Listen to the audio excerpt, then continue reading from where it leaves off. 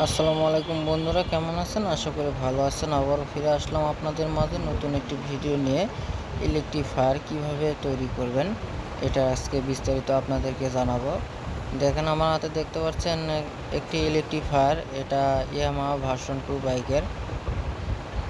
তো এটা আমি এখন ভাঙবো, ভেঙে এর ভিতরটা জায়গা ফাঁকা করে নেব। তো আমি ভিডিওটি লং হয়ে যাওয়ার সাথে এটা ভাঙানো দেখাইনি। তো দেখতে পাচ্ছেন এখন আমি ভেঙে নিয়েছি। তো ভিতরে কি কি লাগে এবং কি দিয়ে তৈরি করবো এটা দেখাবো। আমার হাতে দেখতে পাচ্ছেন একটি ডায়োড, এটা 25 এম্পিয়ার। এটা দিয়ে মূলত কাজ করব আমি এখানে ফাইবার দিয়ে টিউব দিয়ে নিয়েছি, হিটসিং টিউব দিয়ে নিয়েছি যেন বডি না হয়, যেহেতু এটা এলআই বডি। তো এটা হলো 25 এম্পিয়ার। দেখতে পাচ্ছেন সাধারণত অটো গাড়ির চার্জারও বা বিভিন্ন কাজে এটা ব্যবহার করা হয়।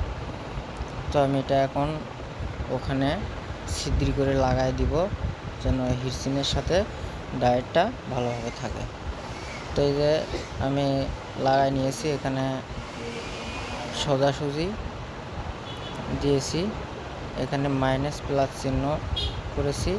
ওই দুইটা আর এই দুইটা, এটা দিয়ে কয়েল ঢুকবে, মানে মাঝখানের যে লেগটা এটা আর এটা দিয়ে ঢুকবে।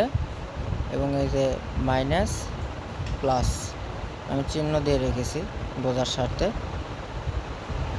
তো এটা এখানে কয়েল, এখানে এক কয়েল, এটা দিয়ে ঢুকবে। আর এই পাশে এটা মাইনাস, এই পাশে এটা প্লাস, আমি চিহ্ন দিয়ে রেখেছি। মাঝখানেরটা ওটা সম্ভবত কোম্পানির থেকে যে ওভারফুল চার্জ, এটার জন্য।